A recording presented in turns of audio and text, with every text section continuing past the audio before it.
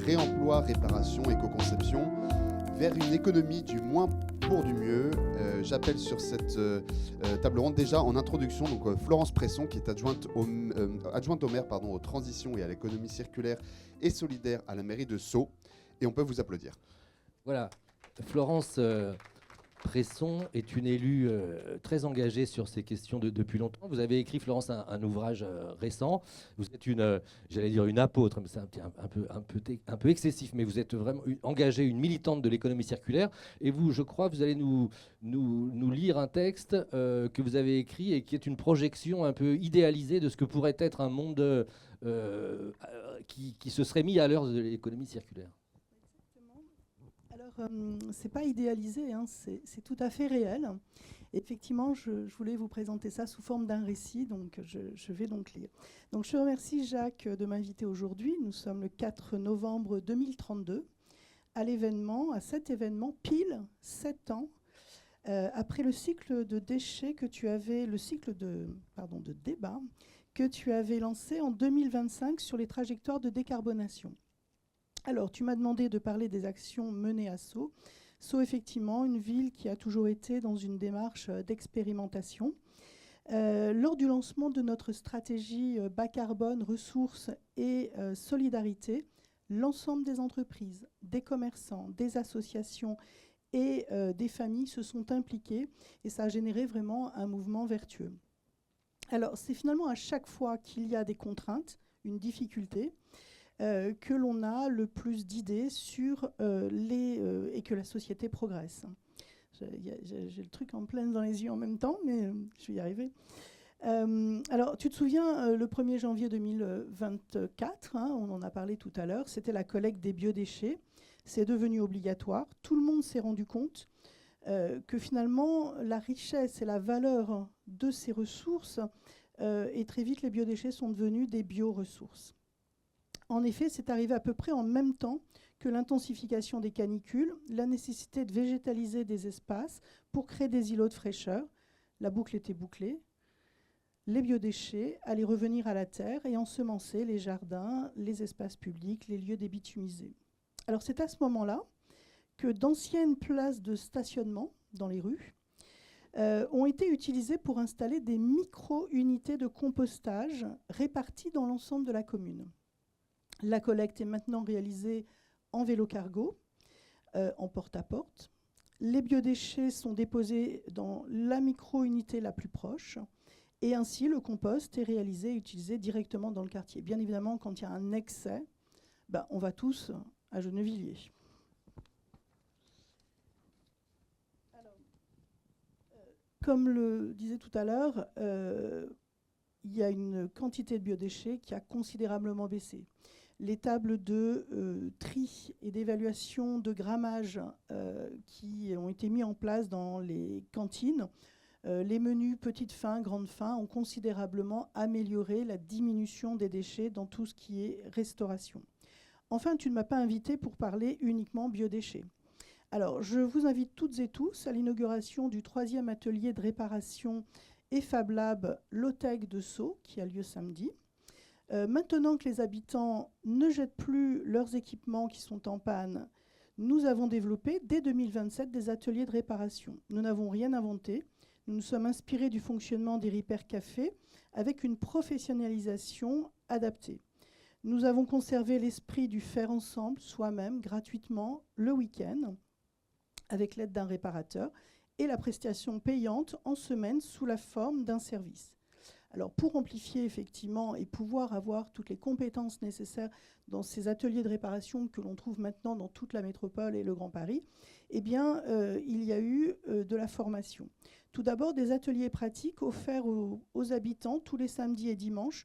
Nous les avions mis dès 2023 sur le textile, à Sceaux, et en 2025 sur tout ce qui était lié au numérique. Il y a eu la création en 2022 à l'IUT de Sceaux du premier diplôme universitaire d'économie circulaire. Et 3 ans plus tard, il s'est développé à l'IUT de Rouen. Et maintenant, il est dans toutes les universités de France.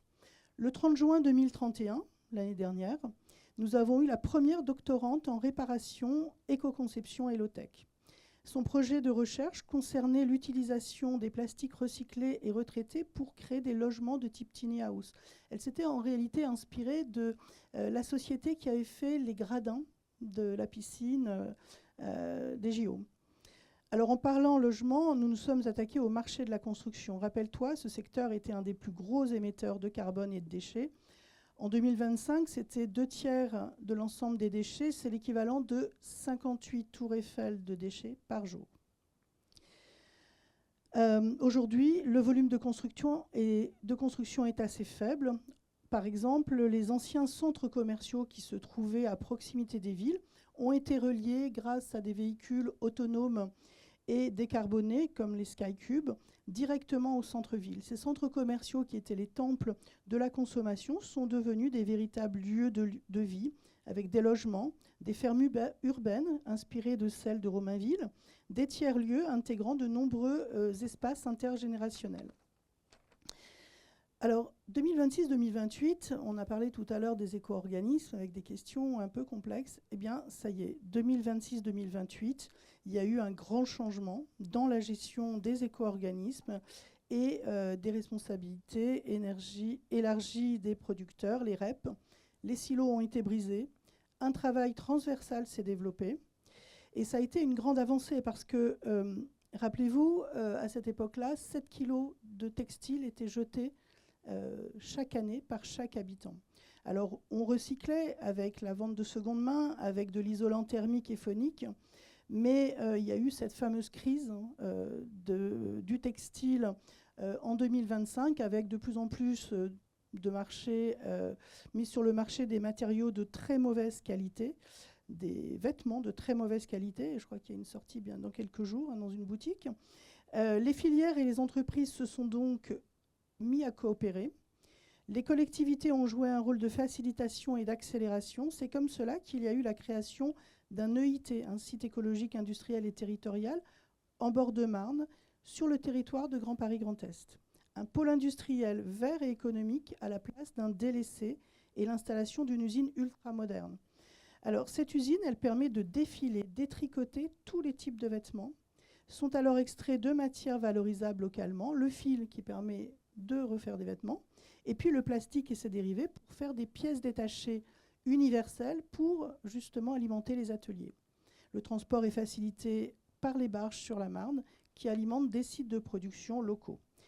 Alors mesdames, messieurs, ce n'est pas de la science-fiction, mais bien un récit qui est inspiré d'innovation, de nouveaux modèles économiques, de solutions techniques mises en œuvre par des entreprises qui existent aujourd'hui, qui existent en 2025, pour lesquelles le changement d'échelle dépend de vous, de nous, des décisions politiques à prendre, des choix des investisseurs, du monde de la finance, des entreprises, pour l'intérêt de toutes et tous.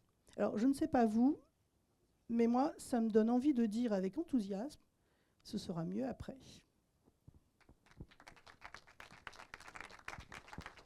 Merci infiniment d'avoir mêlé le rêve et la réalité pour nous faire un peu réfléchir. J'appelle Antoine Guillou, mais c'est toi plutôt, Brieux, qui le fait normalement. Oui, Antoine Guillou, vous êtes adjoint à la maire de Paris en charge de la propreté, de la réduction des déchets et de l'assainissement.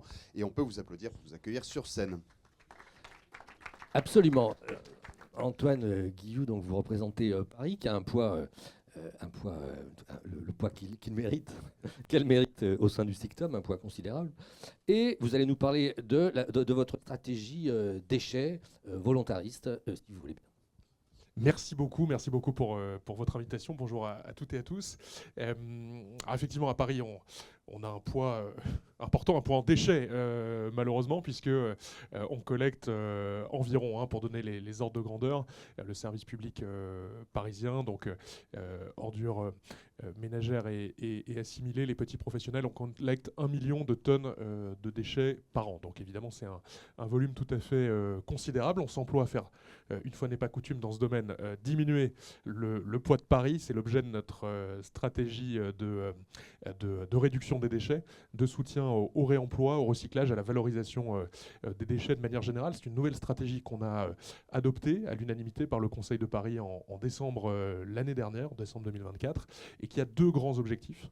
Le premier, c'est de réduire de 100 000 tonnes les déchets en 2030 par rapport à l'année dernière, par rapport à l'adoption du plan.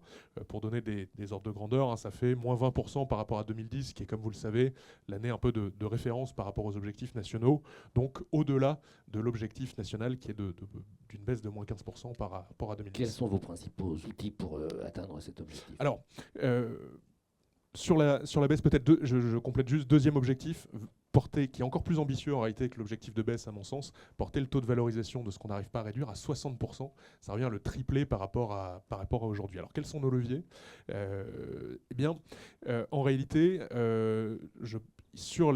pour les collectivités, je crois qu'on a assez peu de leviers sur la réduction. Malheureusement. Donc on a évidemment souhaité se fixer un objectif, notamment par le soutien au réemploi. C'est là notre principal objectif sur la réduction, et c'est de faire en sorte que nos concitoyens soient de plus en plus sensibilisés à l'achat de seconde main, diminue l'achat de neuf. C'est en réalité, je crois, notre principal levier sur la réduction. Pour ça, on soutient évidemment les ressourceries. On a mis en place aussi avec les éco-organismes des collectes de tous ces objets qu'on appelle encombrants dans le jargon des déchets, mais qui sont au fond des objets du quotidien, l'électroménager, les meubles, etc. Faire en sorte de travailler avec les éco-organismes pour qu'on puisse aller collecter ces objets à domicile chez les Parisiennes et les Parisiens, mais c'est aussi le cas dans le Grand Paris, et qu'on puisse ensuite travailler avec les filières de l'ESS pour les valoriser. Donc ça, c'est tout ce qui est soutien à la réduction au réemploi sur tous ces objets du quotidien auxquels on ne pense pas forcément quand on pense aux déchets, mais qui en fait représentent quand même des tonnages considérables. Un mot, en parlant de collecte, on en parlait tout à l'heure à propos du biométhaniseur de Gennevilliers. Où on en est à Paris de la collecte des biodéchets? Alors évidemment, deuxième grand domaine d'action, là on passe du côté de la valorisation des déchets. C'est effectivement tout ce qu'on peut faire sur les grands flux, les flux anciens, j'allais dire, pour nous en France, mais malheureusement où la performance, on le sait, dans les métropoles peut encore être assez drastiquement améliorée. Le verre, où on est pas si mauvais, mais on a encore des marges de progression. Les emballages, où pour le coup, c'est quand même beaucoup moins bon. Et effectivement, plus récent, les déchets alimentaires. Alors, qu'est-ce qu'on fait, nous à Paris? Déjà, la mise à disposition des solutions techniques sur ces différents flux, le service public de collecte. Pour ce qui est des biodéchets, on a déployé désormais plus de 800 points d'apport volontaire dans Paris. On continue à le faire. L'objectif que nous avons, c'est que nous ayons un point d'apport volontaire à moins de 3 minutes à pied de chaque Parisienne et chaque Parisien. Alors, le maillage dépend des mairies d'arrondissement, donc en fonction du volontarisme. Quand vous regardez la carte des points d'apport volontaire, vous voyez quelques disparités. J'ai bon espoir qu'on arrive à les résorber rapidement, et j'ai pas de doute sur le fait que ça va avancer. Voilà, donc on va continuer à le faire. Objectif, une borne à moins de 3 minutes à pied pour chaque Parisien. Et puis, le tout, c'est pas uniquement de développer des services de collecte, c'est évidemment de faire en sorte que les Parisiennes et les Parisiens s'en servent. Et c'est peut-être là le sujet le plus délicat, et dont on peut évidemment dire un mot. Dans notre stratégie, il y a beaucoup d'actions en matière de sensibilisation et de prévention à destination des citoyens. Un mot sur les finances. Vous êtes donc à la fois, vous fixez la TOM, je ne sais pas si le taux vous appartient, mais et vous payez le SICTOM en tant qu'adhérent. Comment vous vivez cette équation? Quel problème ça pose pour une ville comme Paris? Alors, effectivement, nous, étant à la fois une ville, un département, un territoire, on a effectivement la responsabilité de fixer directement le taux de la taxe d'enlèvement des ordures ménagères, et donc naturellement de financer le SICTOM pour la part qui nous revient, pour les volumes qui correspondent à Paris. Je dirais qu'on est tous engagés dans un même projet de territoire. Je dis ça devant le président du SICTOM, Corentin Dupré, évidemment. On est tous embarqués dans ce défi global à l'échelle du Grand Paris, qui est d'atteindre ces mêmes objectifs: réduction, augmentation de la valorisation des déchets. On connaît les défis qui sont devant nous sur le plan industriel. Je crois qu'on est bien engagé, on est mobilisé collectivement avec l'ensemble des adhérents du SICTOM pour faire en sorte qu'on avance, parce qu'on voit bien qu'on est, pour le coup, on peut évidemment chacun se regarder avec nos compétences en matière de propreté, de collecte, mais on voit bien que pour ce qui est des enjeux de valorisation et de traitement, évidemment, c'est à l'échelle du Grand Paris et du SICTOM que ça se joue. Je me souviens quand j'étais à la Gazette des Communes il y a quelques années, il y avait le débat sur le redevance versus taxe, avec l'idée de taxer finalement à proportion de la quantité de déchets produits. Ça, c'est un débat qui demeure. Oui, j'allais dire oui et non, c'est-à-dire qu'on voit bien, enfin les études montrent qu'effectivement dans un certain nombre de typologies de territoires, la redevance proportionnelle au volume, ça fonctionne en matière de signal prix, si on peut dire. Mais ça fonctionne notamment dans l'habitat individuel. Le défi que nous avons à Paris, et je pense que c'est vrai aussi pour les collègues du Grand Paris ici présents, c'est que nous avons une majorité d'habitats collectifs. Et donc ce signal prix qui serait envoyé par une redevance, pour le coup, le constat qu'on est, je crois, beaucoup à faire, c'est que dans l'habitat collectif, ça fonctionne beaucoup moins bien. On voit pourquoi, parce que le signal est dilué, il est dans les charges de copropriété, mais évidemment, ça n'a pas d'influence nécessairement sur les comportements, la sensibilisation de chaque foyer. Donc c'est vrai que nous, le parti qu'on a pris à Paris, faisant ce constat, il est double.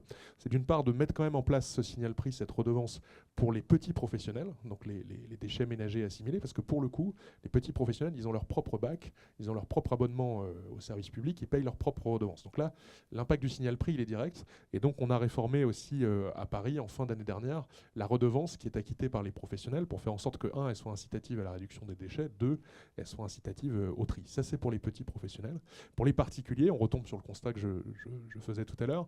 Et là, du coup, ce qu'on a, nous, voulu mettre en place, c'est un concept. Alors, c'est une innovation, on va voir si ça fonctionne. On est très humble par rapport à ça, comme avec toute expérimentation.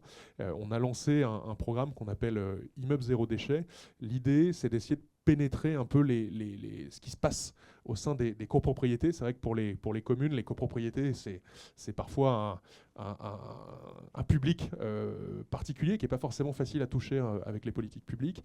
Et là, ce qu'on essaye de faire avec l'Agence parisienne du climat, qui est pour le coup l'opérateur de ce dispositif, c'est d'avoir en fait des conseillers qui sont les conseillers des copropriétés en matière de gestion des déchets, qui vont aller à la rencontre des habitants, à la rencontre des syndics, à la rencontre de tous les gens qui sont impliqués dans la gestion des copropriétés pour essayer de trouver des solutions adapté à l'échelle de la copropriété. Ça peut être, parce que ça peut être extrêmement variable, ça peut être ici le local poubelle qui n'est pas bien éclairé ou pas bien indiqué ou avec pas la bonne dotation en bac. Ça paraît idiot, mais parfois c'est aussi simple que ça la solution. Ou alors ça peut être dans une copropriété, en fait il y a un petit bout de jardin, même à Paris on a du potentiel et donc on peut très bien installer un composteur collectif. C'est financé par le SICTOM, c'est financé par la ville, c'est gratuit pour les habitants et donc c'est quelque chose qu'on peut assez facilement mettre en place pour peu qu'on incite les habitants à s'en emparer. Voilà. Donc l'idée, c'est d'aller dans les copropriétés, de proposer des solutions individualisées. On est sur 60 immeubles aujourd'hui à Paris, ça fait 10 000 habitants, donc c'est quand même une expérimentation qui commence à être assez respectable en termes de taille. Voilà, résultat dans les prochains mois. Très bien, écoutez, merci infiniment. Merci à y a-t-il des questions à Antoine Guillou, donc, qui est élu en charge de ces questions à la ville de Paris? Eh bien non, eh bien, il ne reste plus qu'à vous applaudir. Merci beaucoup et j'appelle à présent sur scène donc Sofiane Elandalouci, qui est directeur général adjoint mobilisation publique et territoire au SICTOM, Cédric Mazière, consultant pour des projets économie sociale et solidaire complexes, la Venelle, village de réemploi solidaire à Montreuil, Anne-Sophie de Kerangal, vous êtes chef du service économie circulaire et déchets à la région Île-de-France, et Géraldine Bulot, secrétaire générale de la FEDEREC, donc qui est la fédération professionnelle des entreprises de recyclage, de réemploi et de l'économie circulaire. Et donc Xavier Lemoine est retenu, ne pourra pas nous rejoindre cette table ronde. Et j'invite également sur scène Elder de Oliveira, directeur de l'Observatoire régional des déchets d'Île-de-France. On peut vous applaudir. Absolument. Et Elder de Oliveira, donc on vient de donner votre titre au sein de l'Observatoire régional des déchets d'Île-de-France. Et il vous revient, si vous voulez bien, d'introduire ce débat en faisant le point sur là où on en est, notamment de cette économie circulaire sur laquelle mise beaucoup Paris, Antoine Guillou vient de nous le dire, et sur donc le recyclage, le réemploi des produits. Vous me disiez, si je vous ai bien écouté en préparant cette matinée, que si les choses progressent, comme le rappelait Corentin Dupré, nous sommes encore très loin des proportions de recyclage de nos voisins européens. Expliquez-nous.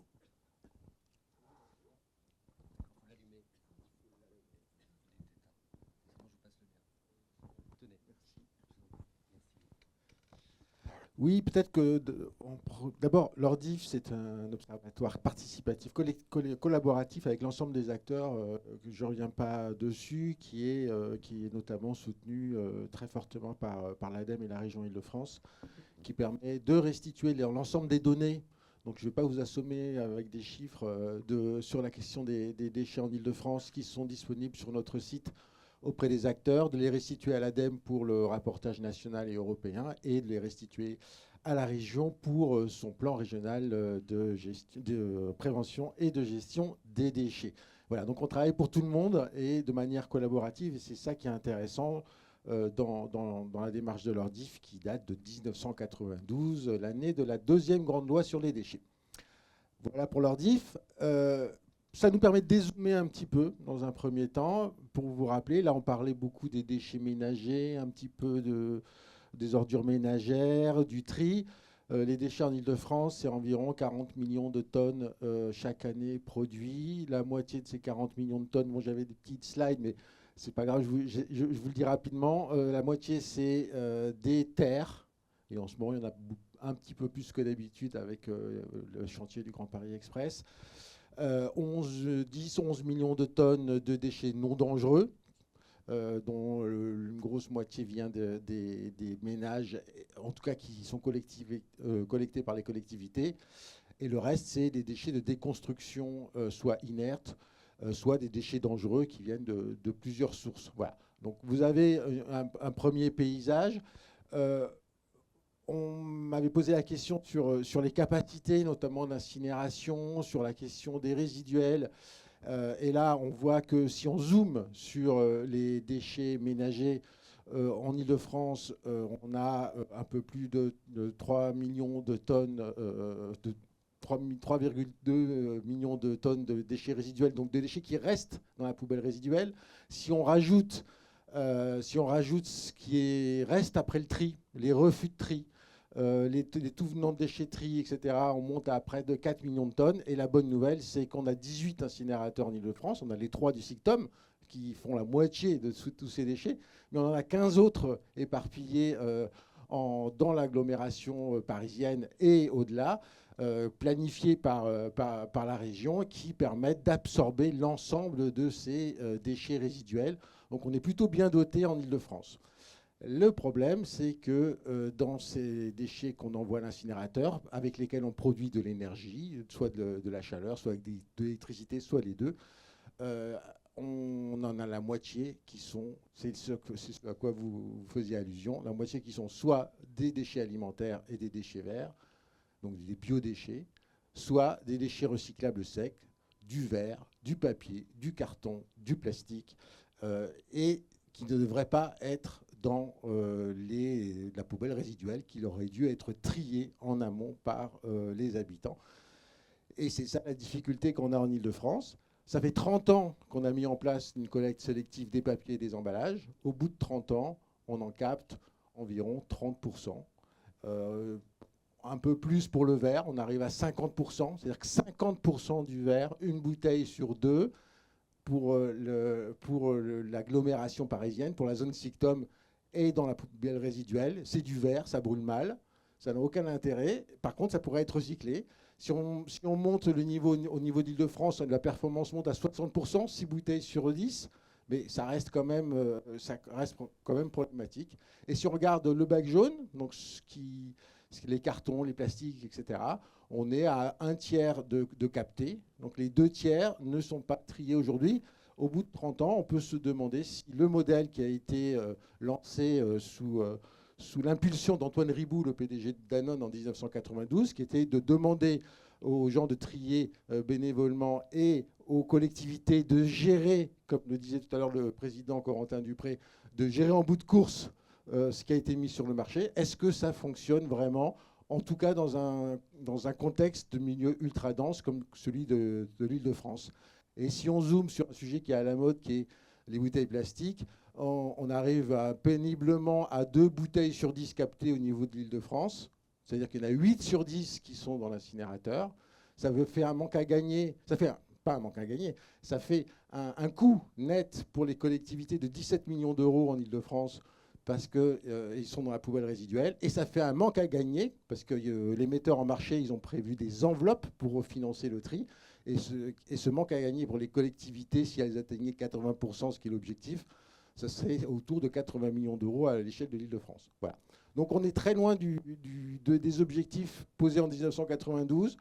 On a l'air, et c'est un peu mon rôle de rabat-joie, de partir dans la même direction pour les déchets alimentaires dont les objectifs ont été posés il y a 10 ans. Les collectivités commencent tout doucement à mettre en place des dispositifs. On se demandait tout à l'heure si on allait atteindre rapidement les 50 000 tonnes pour le SICTOM, mais l'enjeu, ce n'est pas 50 000 tonnes, l'enjeu, c'est 500 000 tonnes au niveau du SICTOM. Voilà. Donc voilà ce qu'on peut dire aujourd'hui à partir de l'expérience sur 30 ans qu'on a observée. Merci infiniment. Je n'ai pas compris l'enveloppe des 80 millions d'euros qui reviendrait aux collectivités. À chaque fois qu'un emballage... On a en France et en Europe un système qu'on appelle le système de responsabilité élargie du producteur,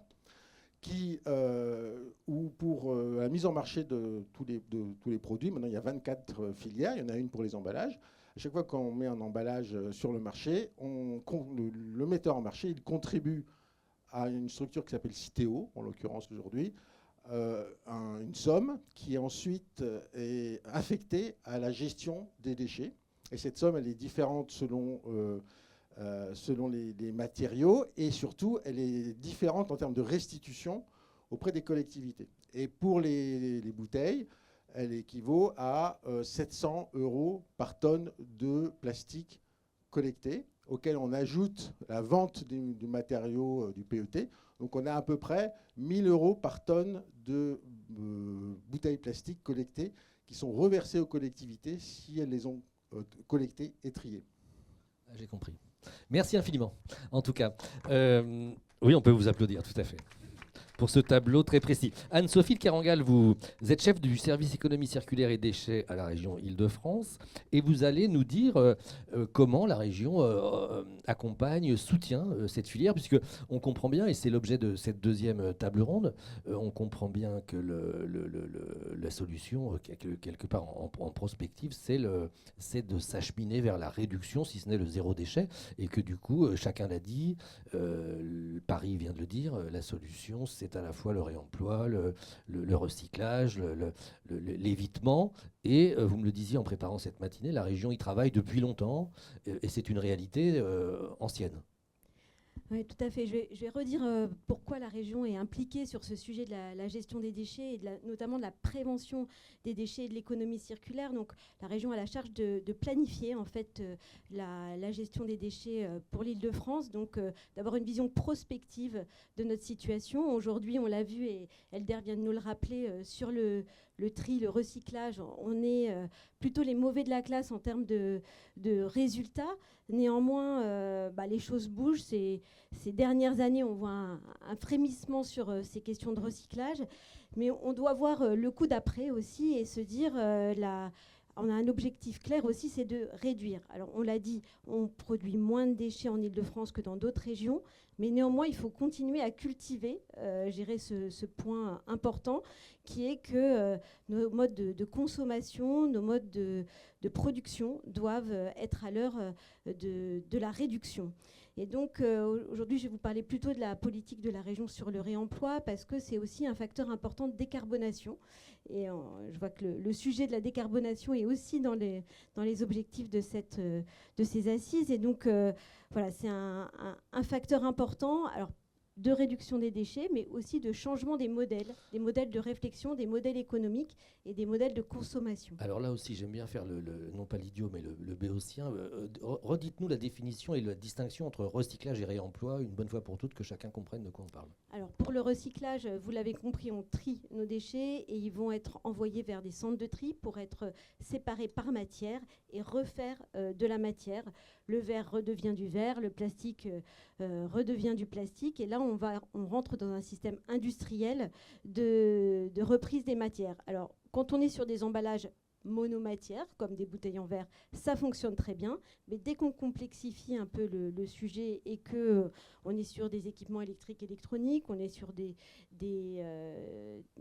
emballages ou des objets qui sont multi-matériaux, là, en fait, on est un peu dans une impasse pour le recyclage. Et donc, il faut aussi travailler sur d'autres leviers qui sont l'éco-conception, le réemploi, en complémentarité avec cette filière de recyclage. Alors, le réemploi à proprement parler, c'est d'abord de récupérer des objets, des éléments de consommation qui sont encore utilisables, mais qui nécessitent d'être réparés, reconditionnés pour être remis sur le marché. Classiquement, on appelle ça la seconde main. Enfin, je veux dire, on n'invente rien de nouveau avec le réemploi, mais on passe à une nouvelle ère, une deuxième phase de développement qui vise à industrialiser ces process, à proposer des modes de faire qui vont nous permettre d'avoir des garanties sur un certain nombre de produits, donc de reconditionner. Donc on dit réemploi, on dit réutilisation, réparer et reconditionner maintenant, pour bien insister sur le fait qu'on veut aller dans une logique de qualité et une logique de remise sur le marché de produits.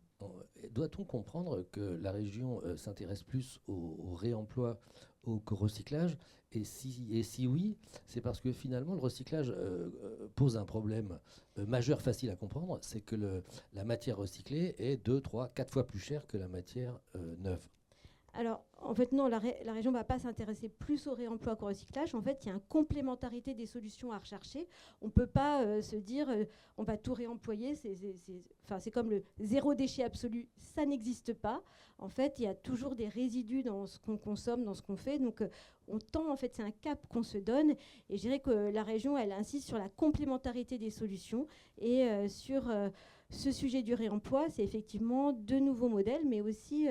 j'ai envie de dire de nouvelles normes sociales, c'est-à-dire qu'aujourd'hui, souvent, on déprécie quelque chose qui est de seconde main, on n'a pas forcément envie d'offrir un cadeau de seconde main à quelqu'un. Voilà. Et donc, cette vision aussi du réemploi, du matériel reconditionné doit évoluer pour qu'on puisse garder la valeur et faire une économie de ressources, je dirais, pertinente. Alors, quels sont vos leviers d'action ? Alors, la région Île-de-France, elle a bien sûr plusieurs leviers, puisqu'en tant que collectivité, elle est déjà elle-même acheteur, maître d'ouvrage. Donc, elle peut elle-même, dans ce qu'elle fait, développer un certain nombre d'actions pour mettre en œuvre ce principe du réemploi, du reconditionnement. Et elle va mobiliser, dans le cadre de sa stratégie d'économie circulaire, toutes ces politiques régionales, donc politique économique, politique de formation, politique culturelle, puisque dans la culture, on peut aussi faire du réemploi, politique, bien sûr, européenne, puisque cette année, on mobilise 17 millions d'euros de FEDER pour agir dans ce domaine de l'économie circulaire. Donc, pour dire qu'elle va actionner l'ensemble des leviers qu'elle a à sa disposition pour que cette transformation puisse s'opérer. Alors, on l'a vu, ça ne s'opère pas en 2 minutes, c'est quelque chose d'assez lent, mais moi, je note qu'on est dans une deuxième phase d'accélération. On a eu, nous, depuis, on va dire, 2018-2016, une première phase où on a financé énormément de projets de réemploi, de reconditionnement, de réparation d'ici en Île-de-France pour amorcer je dirais, cette filière sur différents sujets sur lesquels je vais revenir. Et là, on rentre vraiment dans une phase d'industrialisation, de professionnalisation, de nouvelles, je dirais, visions des choses. Et je pense que l'Avened, qui va être présenté juste après, en est un très bon exemple. Et donc, de changer aussi de dimension, de changer d'échelle et de changer de vision pour passer du réemploi,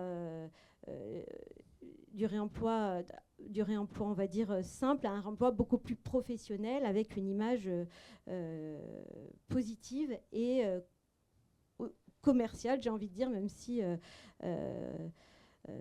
c'est pas forcément le mot le plus approprié. Alors, peut-être 3 grands types de réemploi que la région soutient. Le réemploi solidaire territorial, ça c'est la ressourcerie, la recyclerie qui est au coin de chez vous, qui vous apporte des solutions de consommation alternatives à ce que vous avez classiquement dans les centres commerciaux ou autres.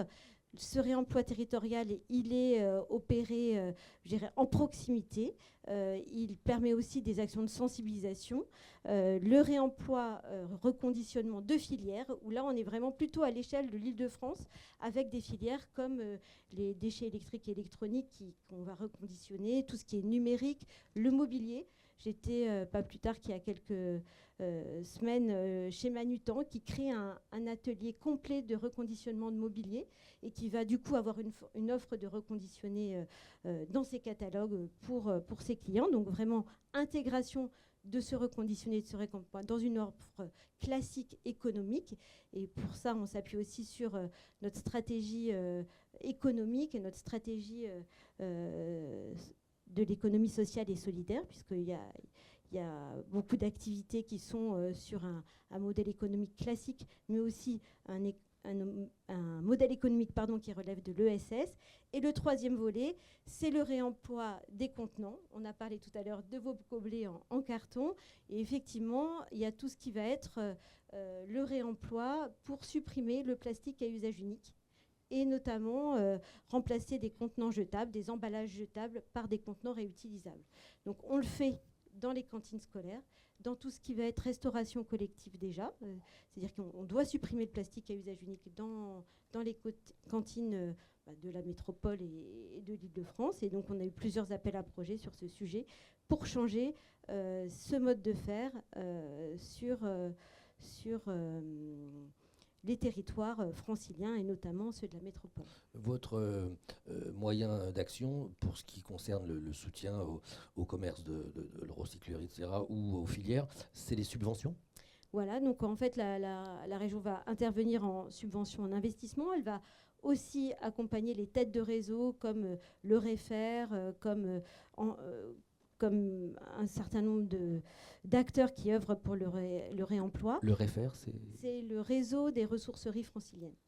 Et donc, on va agir. On va aussi accompagner pour travailler sur la question du foncier, qui, notamment dans la métropole, est une question extrêmement importante parce que c'est énormément de logistique, en fait, toutes ces questions de réemploi, de reconditionnement. Ça demande du mètre carré, et le mètre carré, on sait combien il est cher en Île-de-France. Et donc, l'accompagner les acteurs à trouver des solutions de foncier, c'est un élément, un levier, je dirais, fondamental. À travailler aussi sur les modèles économiques. On a mis en place un comité des financeurs qui réunit plus de 25 financeurs privés, des fondations, mais aussi d'autres types de financeurs, des banques, pour les sensibiliser à cette nouvelle économie, à ces nouveaux projets, pour faire en sorte que ces porteurs de projets, vous avez un certain nombre de pitchs juste derrière qui vont témoigner de tout ça, puissent être connus et reconnus dans leur développement d'activité par ces financeurs privés. Le fait de préserver des zones pour favoriser, pour permettre l'économie circulaire, c'est un des objectifs du PRGPD, le plan régional de prévention et de gestion des déchets. De gestion des déchets. De gestion et de prévention et de gestion des déchets. Prévention et de gestion. Oui, c'est un des objectifs, mais c'est aussi un objectif qu'on va retrouver dans le SDRIF, qui est le schéma directeur de la région Île-de-France, dans lequel on a une enveloppe spécifique qui est dédiée au développement des activités de l'économie circulaire, donc une enveloppe, je dirais, de foncière que vont pouvoir utiliser les collectivités, les maires, pour développer des projets sur leur territoire sans consommer leur enveloppe je dirais, foncière de développement qui est assignée à chaque territoire pour limiter l'extension urbaine. Je me souviens que l'atelier parisien d'urbanisme avait cartographié des zones nécessaires justement pour l'économie circulaire dans les chantiers, pour permettre à la fois le stockage, etc. Tout à fait. La question des chantiers, on l'a vu, c'est une grosse partie des déchets franciliens. Et on a donc du coup lancé un appel à projet sur le BTP récemment, où on a une dizaine de très beaux projets de réemploi dans le BTP. Vous vouliez ajouter quelque chose ou vous avez dit l'essentiel de ce que vous souhaitiez dire ? L'essentiel. Eh bien, c'est parfait. Sofiane El-Andalousi, vous êtes directeur général adjoint mobilisation publique et territoire au SICTOM. Et vous allez nous décrire, ça a été évoqué, je le disais tout à l'heure, parce que quand on va au cinéma, on voit des clips qui nous invitent à mieux trier nos déchets. Vous faites des campagnes un peu partout. Vous en avez fait plusieurs. Et c'est vous qui en avez la responsabilité. Expliquez-nous, on comprend bien à quel point, à ce stade de la matinée, l'éducation populaire, si on peut dire, la pédagogie en tout cas, est un élément clé. Voilà, c'est un peu ce que disait le président Dupré tout à l'heure. Moi, j'ai l'application concrète des 18 millions d'euros de prévention et de sensibilisation. C'est le rôle de ma direction générale adjointe. Et j'aime bien croire et le dire en tout cas que si les courbes de tendance de réduction des OMR et d'augmentation des CS fonctionnent sur notre territoire, c'est en partie par nos messages et nos actions de prévention et de sensibilisation. On a plusieurs leviers, on n'agit pas seul. La présence des maires et maires adjoints des communes membres du SICTOM le démontre aussi. On agit en lien avec les territoires, avec les EPT. Le SICTOM a la compétence traitement qui est confiée par les EPT, et donc on agit en lien avec eux et en complément. Donc on propose des solutions qui vont essayer l'idée, l'esprit du SICTOM, ce volontarisme qui veut qu'on agit là où l'opérateur privé fait défaut, là où les émetteurs n'ont pas rempli leur rôle. On va aller dans ces logiques de prévention, c'est-à-dire de réduction de déchets, et de sensibilisation, c'est-à-dire une fois que le déchet a été mis, comment bien le trier. Et donc pour les territoires, on met à disposition des territoires des éco-animateurs qui vont faire du porte-à-porte, qui vont donc voir les citoyens. On a 6 millions d'habitants sur le territoire. Aujourd'hui, l'ensemble des territoires a fait appel à nos équipes d'éco-animateurs qui vont aussi faire des animations quand il y a des événements dans les communes ou sur les territoires, avoir des stands d'animation en propre pour des logiques de lutte contre le gaspillage alimentaire, réduction des déchets, faire soi-même des produits pour éviter de consommer ou de surconsommer.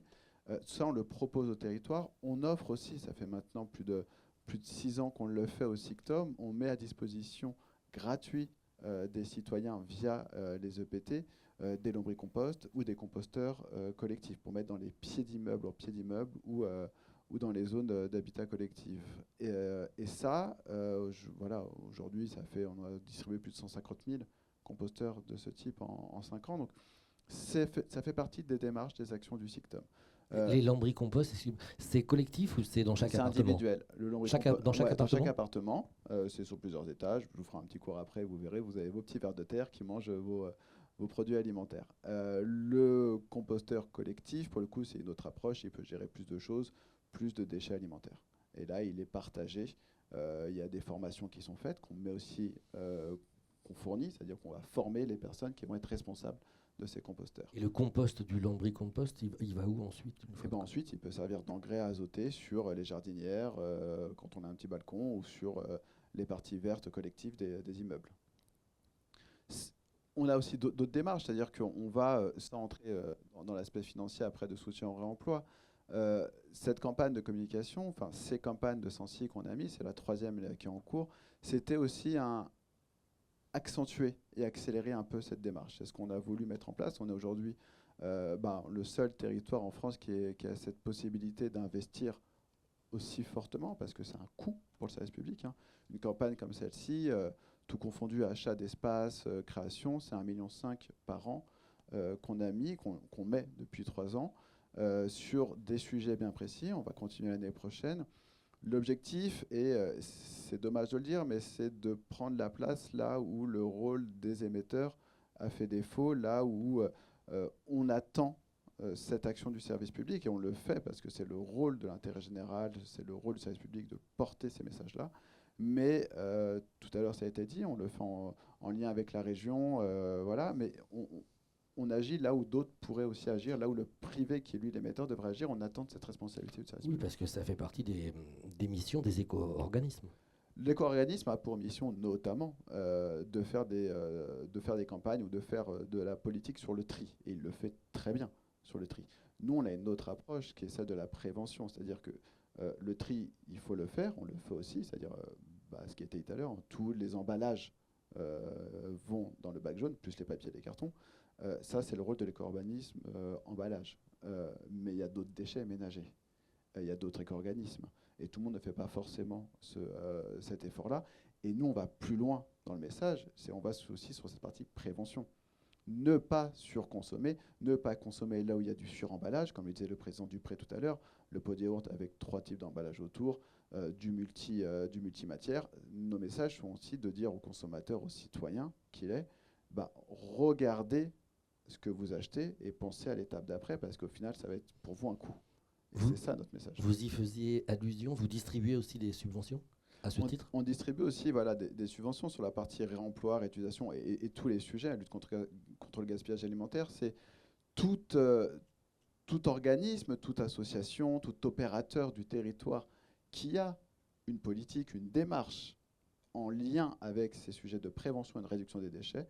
Dès lors qu'elle est soutenue par son territoire, nous, on va la subventionner, on va l'aider en fonctionnement, en investissement. Sur 2025, par exemple, j'ai attribué plus de 2,5 millions d'euros juste sur le territoire, sur des logiques de prêt et de sensi. Ça peut être du réemploi. On a soutenu une trentaine de structures de réemploi en 2025. Donc, une qui est à côté, et il expliquera bien mieux que moi, M. Mazière. Et on est fiers de ce soutien qu'on a pu apporter à cette structure. Mais d'autres aussi, des plus petites structures ou des initiatives.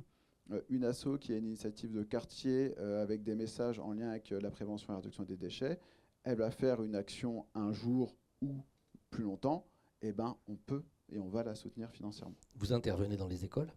On intervient alors déjà depuis un moment avec les collectivités dans les écoles où on a financé, je pense sans trop m'avancer, on a dû financer l'ensemble des tables de tri des écoles du territoire du SICTOM, hein, c'est-à-dire que quand les enfants vont à la cantine, quand ils séparent sur leur plateau les différents éléments, quand ils mettent les déchets alimentaires d'un côté et les emballages de l'autre, ces tables de tri, c'est nous qui les avons financées pour les territoires. On accompagne aussi le scolaire pour des messages de sensi et de prévention en accompagnant et en faisant venir les élèves dans nos usines. Aujourd'hui, 3 usines ont des parcours découvertes et des parcours pédagogiques, c'est ICEAN, Paris 15 et demain Ivry-sur-Seine, qui vont avoir des parcours accessibles aux scolaires avec des animations qui peuvent durer la matinée sur les messages. Et puis on a ouvert, il y a maintenant 4 ans, un lieu spécifique sur les scolaires qu'on appelle l'espace infodéchets, qui est dans le 13e arrondissement, qui est ouvert à toutes les écoles du territoire. On en accueille même d'ailleurs. Et là, c'est de l'animation sur 2 heures sur des messages de preuve, de sensi, avec des animateurs qui sont formés pour... l'apprentissage, c'est la répétition, c'est l'art de la répétition et c'est notre action. Ce qu'on a mis aussi en place, ça fait maintenant la 4e édition, c'est qu'on envoie à tous les élèves du territoire, 2 fois par an, il y a un magazine, ça s'appelle le Tom Mag, qui est envoyé à l'ensemble des élèves du territoire sur ces messages de preuve et de sensi. On l'envoie aux écoles, c'est gratuit pour les écoles, à charge pour les profs, juste de le distribuer. Et derrière, il y a des animations, il y a des jeux dedans pour accompagner, pour que le prof, pour que l'instituteur soit aidé s'il veut faire une animation spécifique en classe. Donc on attaque tous les volets possibles.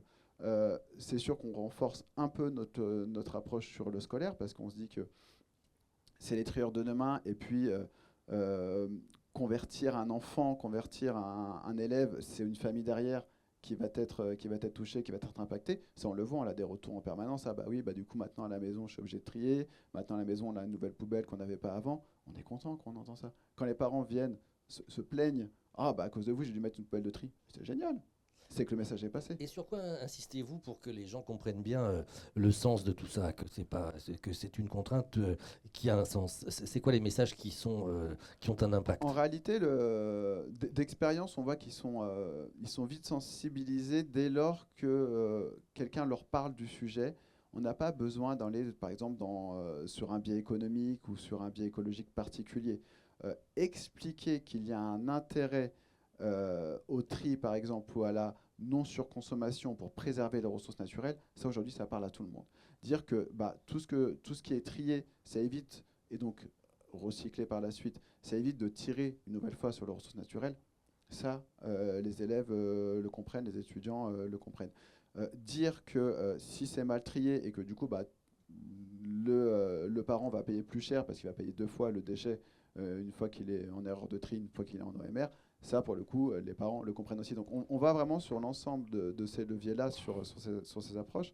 Et là, ce qu'on renforce, et ça va être l'objet d'après, hein, ce qu'on renforce, parce que maintenant, ça fait 6 ans qu'on a mis en place ce qu'on a appelé des contrats d'objectifs avec les territoires, où on demande l'implication des territoires, des EPT, des mairies, pour pas qu'on y aille seul et pour qu'il y ait des logiques territoriales. sur les soutiens aux structures de ressourcerie et de réemploi notamment. Et ce qu'on a mis, nous, en place aussi en propre, ça va être l'objet du focus que vous allez avoir après, c'est ce design, ce concours de design zéro déchet. C'est la 14e édition aujourd'hui. Et là, encore une fois, on a pris la place des opérateurs privés qui n'avaient pas en R&D ou qui ne voulaient pas en R&D penser à ces logiques d'éco-conception.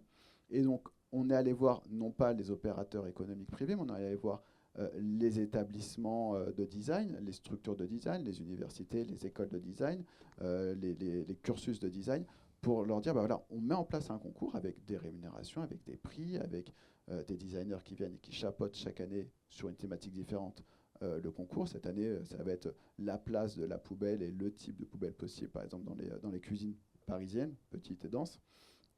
Et donc chaque année, on met en place le concours, et l'idée était que les écoles de design, et donc les futurs designers, les futurs créateurs de demain, pensent et le sujet de l'éco-conception. Il ne faut pas que ce soit l'alpha et l'oméga, parce qu'il y a plein d'autres sujets dans leur approche, dans leur cursus, mais qu'ils intègrent ça. Et aujourd'hui, on a des écoles de design qui ont intégré notre concours comme un élément de notation du cours, et qui font des cours d'éco-conception parce qu'ils ont découvert cela il y a 14 ans quand on a lancé ce concours. Merci infiniment. Cédric Mazière, racontez-nous l'expérience que vous vivez avec la Venelle, donc village du réemploi solidaire à Montreuil, qui a ouvert ses portes en septembre, si j'étais attentif lorsqu'on a préparé cette matinée, qui a été financé à la fois par la région et par le SICTOM, si j'étais bien aussi présent ce matin. Racontez-nous, c'est une recyclerie, vous disiez avec beaucoup de modestie que vous n'inventez rien, parce que le réemploi, ça a toujours existé, mais vous faites vivre cette expérience qui est essentielle, si on a bien écouté Madame de Carangal tout à l'heure.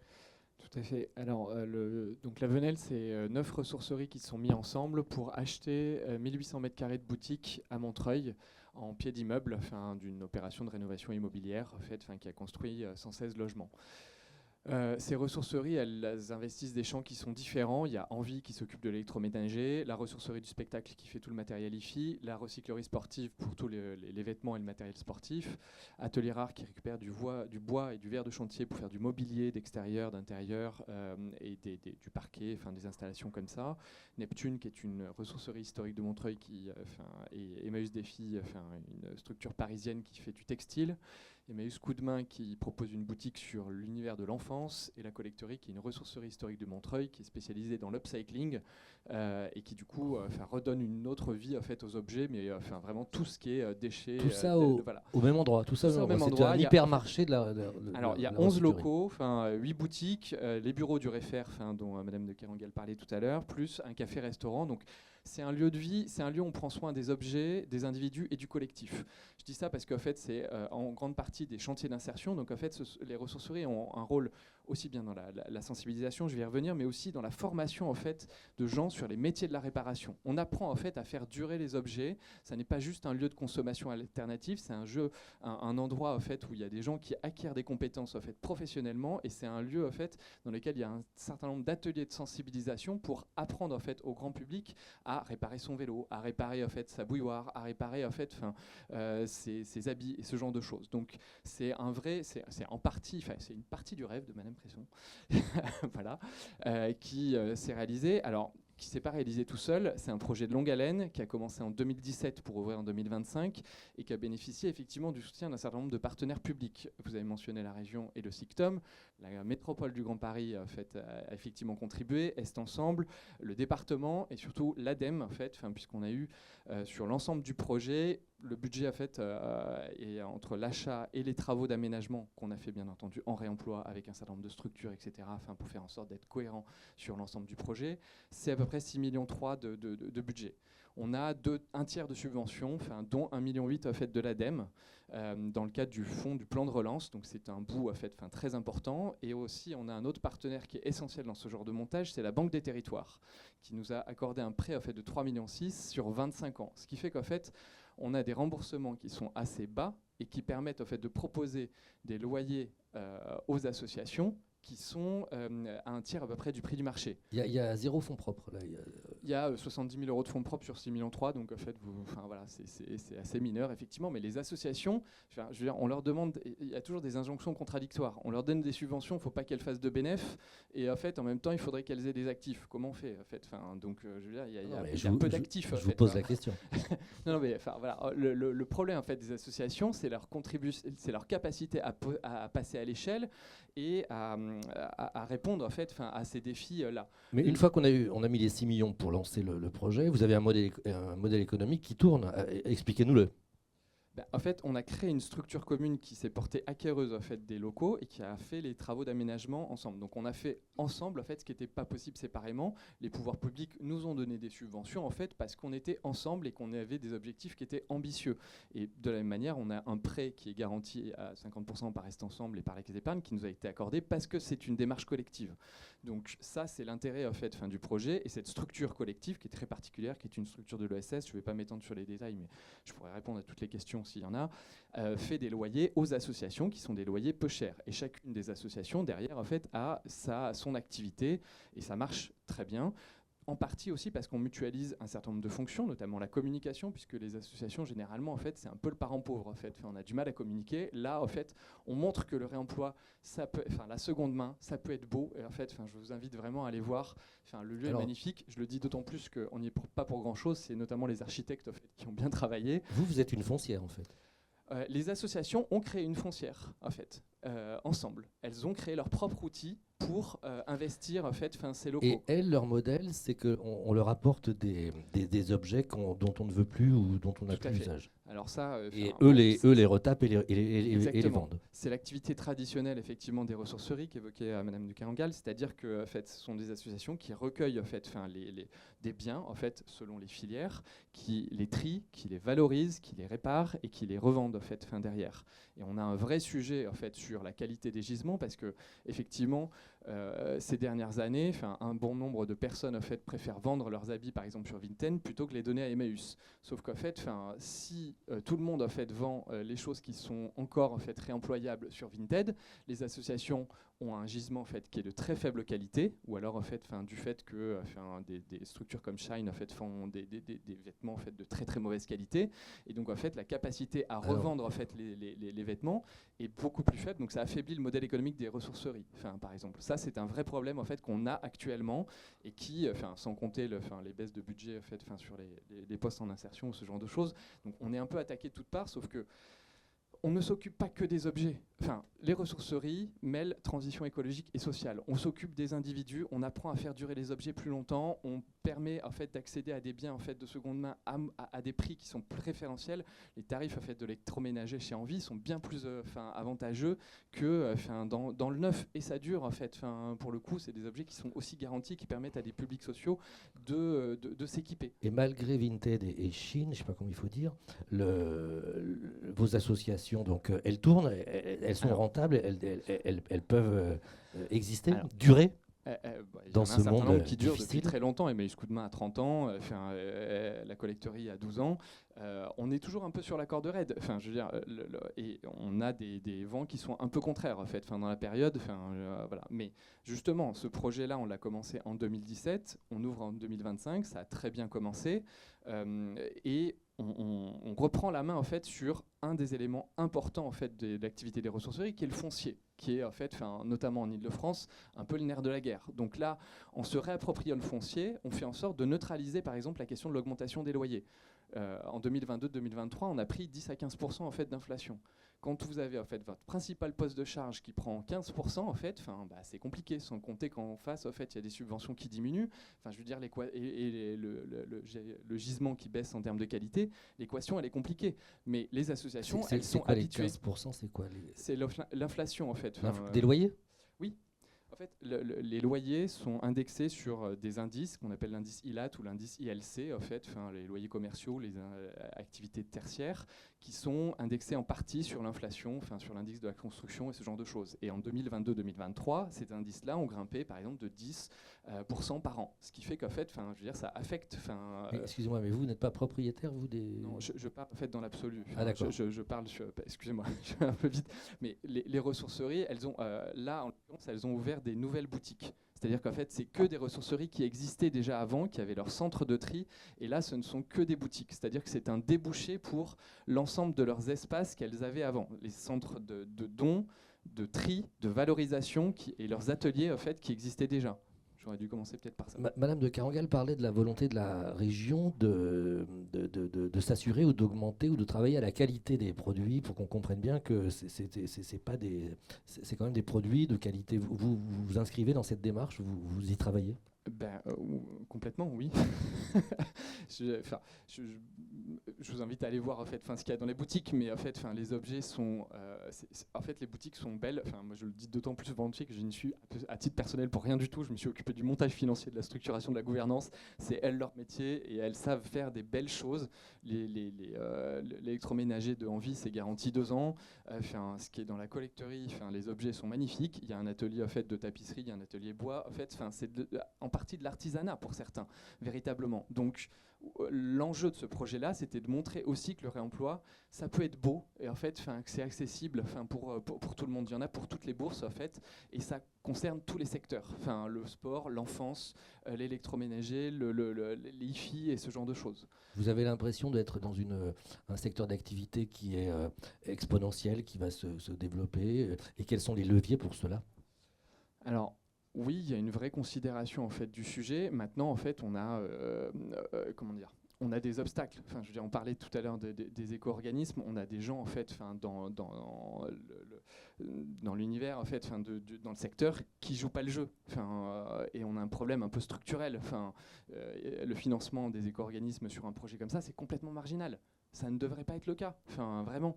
Moi, je suis pas en lien direct en fait, avec ces structures-là, mais on a quand même en fait, 2-3 obstacles en fait, sur le sujet. Et par ailleurs, il faut à un moment donné pouvoir protéger le secteur de l'économie sociale si on veut que les choses ne s'écroulent pas. Je prends juste un exemple, en fait, je reviens en fait sur cette question du gisement, c'est-à-dire que y a un certain nombre d'entreprises qui s'intéressent en fait, au réemploi et qui en fait, participent à l'économie circulaire. Ok.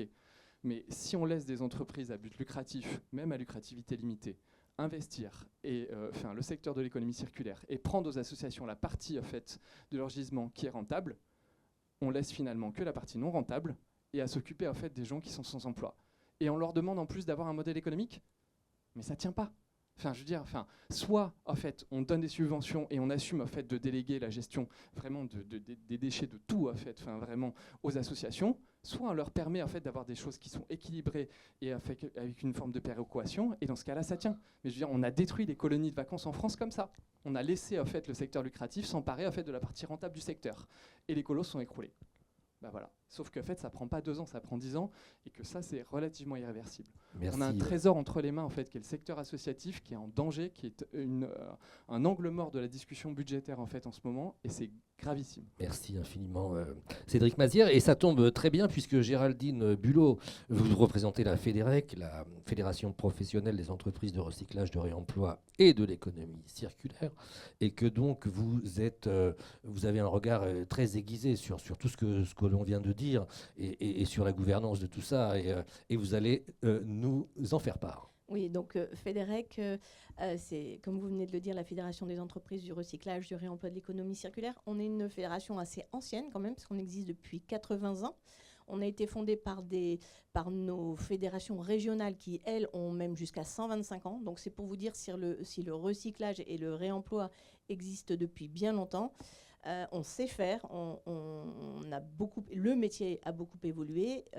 On a beaucoup parlé de recyclage au sein de notre fédération parce que notre nom était jusqu'à encore peu avec un seul R, alors qu'on pratique le réemploi depuis toujours, puisque il y a bien longtemps, on récupérait les plumes de duvet pour les réemployer, les remettre dans des duvets. Donc le réemploi, ça fait partie de notre ADN.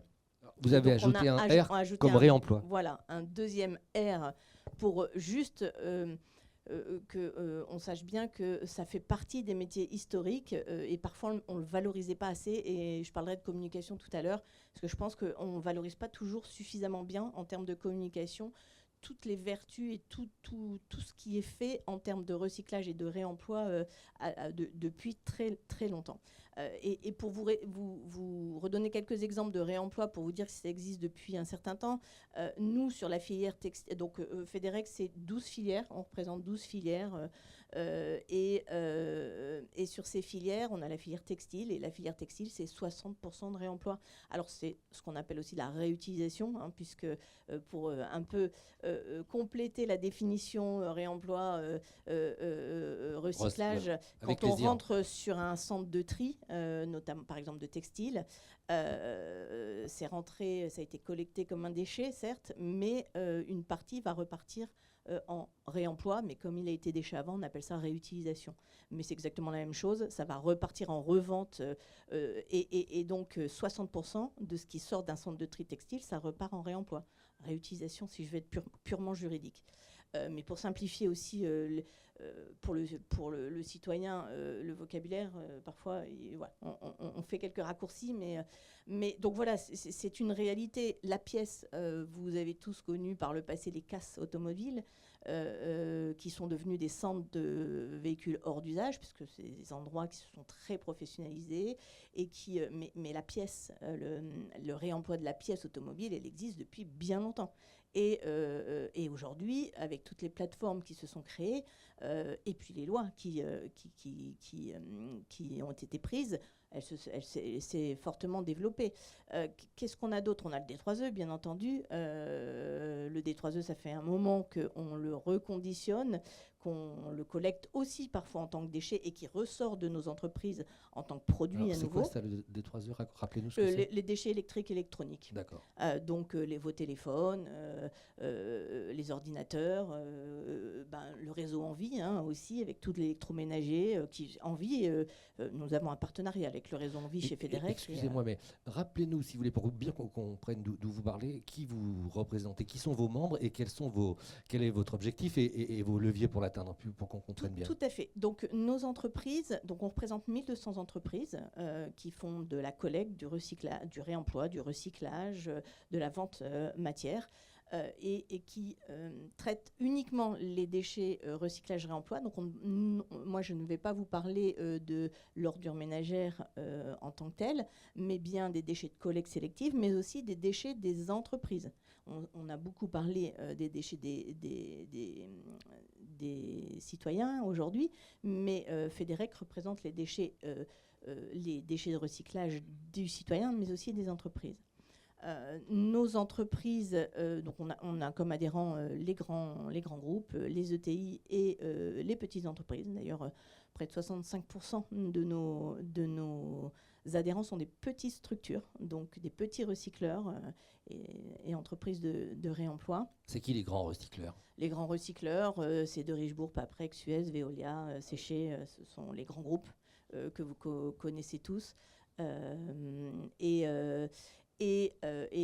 après, nous avons de très belles ETI sur le territoire français, des entreprises régionales qui sont réparties un peu partout sur les territoires et qui ont entre 200 et 500 employés, entre 5 et une quinzaine de sites, et qui sont sur le tissu local très présents. Et donc, nos adhérents vont avoir les collectivités comme clients, et les collectivités, ce seront leurs prestataires, puisque certains vont être amenés à travailler les collectivités dans la collecte des déchetteries, la collecte des collectes sélectives. Et derrière, ça arrivera sur les centres de tri de nos adhérents pour être triés par qualité et en refaire de la matière première issue du recyclage ou en refaire des biens prêts à être revendus. Je vous donne un autre exemple avec le bois.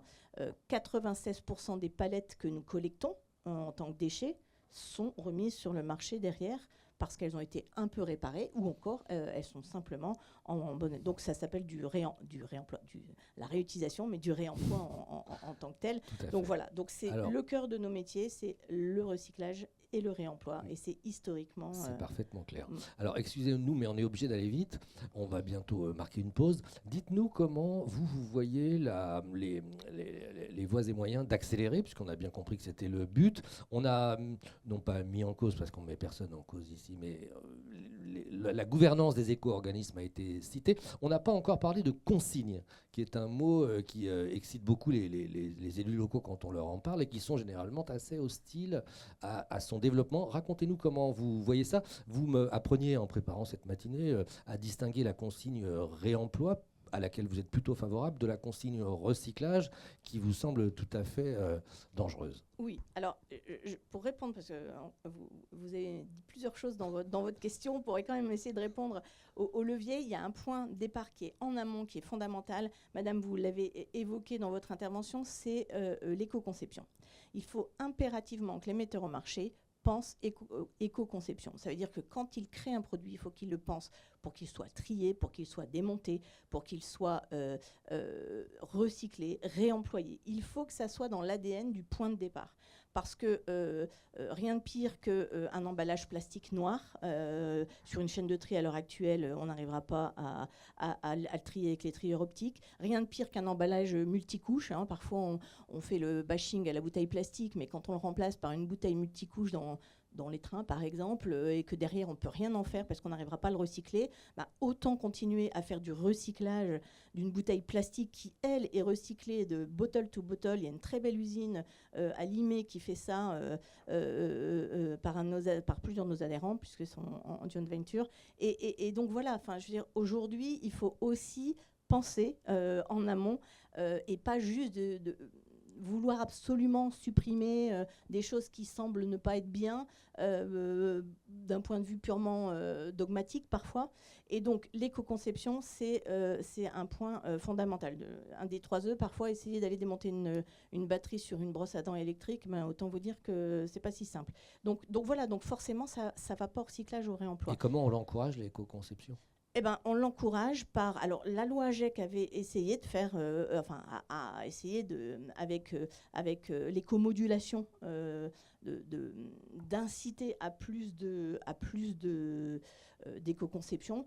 Il faut... Alors, excusez-moi, mais l'éco-modulation, c'était de dire, quand vous êtes un metteur au marché, comme là, on a parlé de responsabilité élargie du producteur, vous devez donc contribuer. Hein, juste au passage, c'est 8 milliards. Demain, toutes les éco-contributions, c'est 8 milliards d'euros. Hein, donc ça fait un peu d'argent quand même pour réussir à faire mieux sur le recyclage et le réemploi.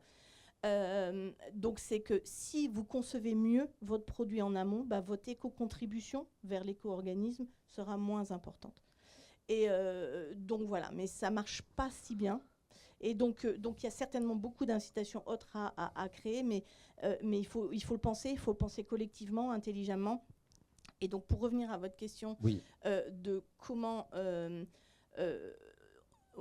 les leviers, et en tout cas ce qu'on dit aussi, c'est faire attention aux fausses bonnes idées. Et pour venir et répondre à votre question de la consigne, ça a été un débat houleux qui est revenu déjà à 2 reprises, et je ne suis même pas sûre qu'on en ait fini avec ce sujet-là. Je pense qu'on va être assez aligné avec les collectivités sur la position que je vais vous dire. Mais donc déjà, il y a deux sortes de consignes. Et dans les débats, on ne différencie pas bien les gens parce qu'on ne différencie pas bien, ça porte à la confusion. Et puis dans l'esprit des gens, c'est bien de porter la confusion parce que on va penser consigne réemploi, parce que historiquement, la consigne réemploi, moi, mes grands-parents, ils avaient leurs bouteilles d'eau consignées, on venait les rechercher dans le jardin. La consigne réemploi, elle a existé, elle a disparu un peu, elle est encore présente sur les bouteilles, notamment la restauration, elle revient. Et cette consigne réemploi, on n'y est pas défavorable. On y est même favorable, mais sur du circuit court, parce qu'une consigne réemploi dans laquelle on va faire traverser par exemple des bouteilles toute la France dans des camions qui vont polluer et puis seront lourds parce que c'est du verre, alors qu'on aura un bilan carbone beaucoup plus négatif que si on recycle la bouteille, le recyclage de verre est très très bien fait en France. Voilà, la consigne et le réemploi, ça se fait si c'est intelligent, si c'est écologiquement plus vertueux. C'est important, c'est vraiment important. Et puis aussi, si on a des objectifs qui sont atteignables. Tout à l'heure, le président Dupré disait que quand on a des objectifs trop ambitieux, finalement, ça décourage. Et ça ne sert à rien de vouloir faire du réemploi à tout prix si, mettre 30% par exemple, je dis n'importe quoi, dans 4 ans, si derrière, on n'a pas conçu le modèle pour que ça fonctionne, parce que ça va s'effondrer. Et donc, la consigne, pour revenir à la question, la consigne recyclage, quant à elle, ben là, on y est farouchement opposé, parce que finalement, c'est quoi? C'est de dire, aujourd'hui, vous mettez votre bouteille plastique dans votre poubelle jaune, ça marche bien. Alors, c'est modéré sur la région Île-de-France, on va dire, mais on a quand même réussi à le faire. On a des territoires où ça marche très bien, et il faut s'améliorer. On a un sujet de communication aussi à avoir, et notamment en région Île-de-France. Mais au lieu de mettre cette bouteille plastique dans cette poubelle jaune, bah, vous allez la ramener dans un petit conteneur devant les supermarchés. Alors déjà, vous l'aurez payé 20 centimes plus cher, votre bouteille, hein, donc ça va sortir de votre porte-monnaie, vous, citoyens. Vous allez devoir accumuler toutes vos bouteilles dans un petit sac, parce que vous n'allez pas au supermarché tous les jours, pour redonner votre consigne. Et là, bah, si vous mettez dans ce qu'on appelle le RVM votre petite bouteille, bah, vous récupérez l'argent de votre consigne. Et si vous ne la mettez pas, bah, vous récupérez jamais l'argent de votre consigne. Donc là, ça ira directement dans la poche des metteurs au marché, ce qui est très très bien, parce qu'il y aura beaucoup de personnes qui ne remettront pas leurs bouteilles, les personnes âgées, les gens quand vous voyagez, parce qu'ils... pour plein de raisons, il y a des études qui ont été faites par l'ADEME qui montrent que la consigne n'amènera pas à atteindre plus les objectifs sur le recyclage des bouteilles. Mais on perdure quand même à penser que ça pourrait l'être, mais tout simplement parce que les metteurs au marché veulent récupérer la valeur de la bouteille, parce qu'ils ne le font pas avec des plastiques qui n'ont pas de valeur, bien entendu. Ça n'a pas de sens. Donc, c'est quoi pour les collectivités locales une consigne qui disparaît? C'est de la valeur en moins. Vous avez très bien expliqué le système des soutiens, et puis la vente de la matière qui n'arrivera pas. Mais par contre, la collectivité, elle a dimensionné son outil de tri pour trier toutes ces bouteilles plastiques. Et donc, c'est le citoyen qui va avoir triple peine, parce qu'il va d'abord devoir avoir l'intendance de la gestion de ces bouteilles plastiques. Il va payer la consigne, et en plus, il risque de payer plus cher sa taxe, parce que l'outil de tri qui a été dimensionné dans la collectivité locale, il faut bien l'amortir. Donc, si elle a pu les recettes de la bouteille plastique, elle va devoir trouver l'argent autrement. Et donc, c'est pour dire que parfois, il y a des fausses bonnes idées comme ça, et qui nous sont tronquées par une communication qui n'est pas adaptée.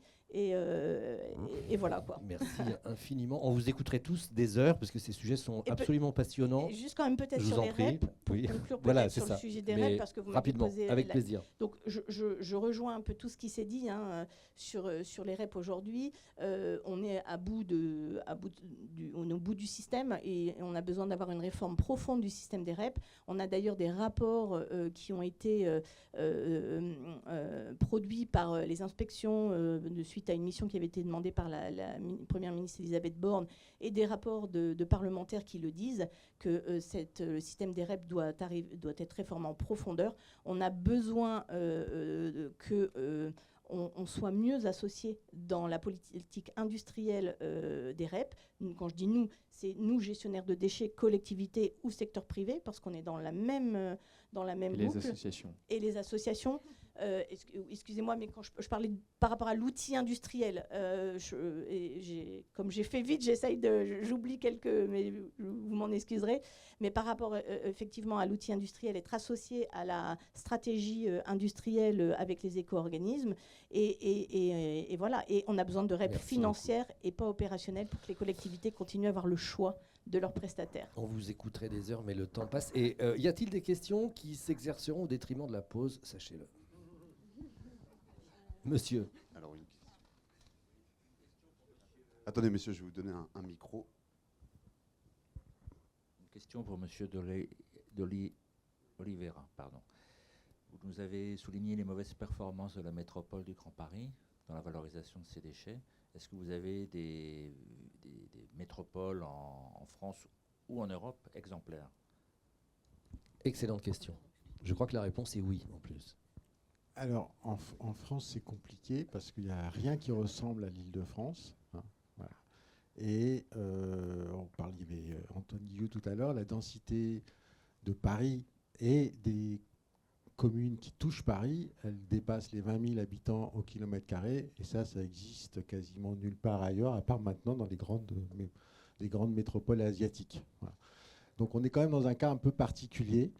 Et on parlait hier avec la région des différentes catégories de l'ADEME sur les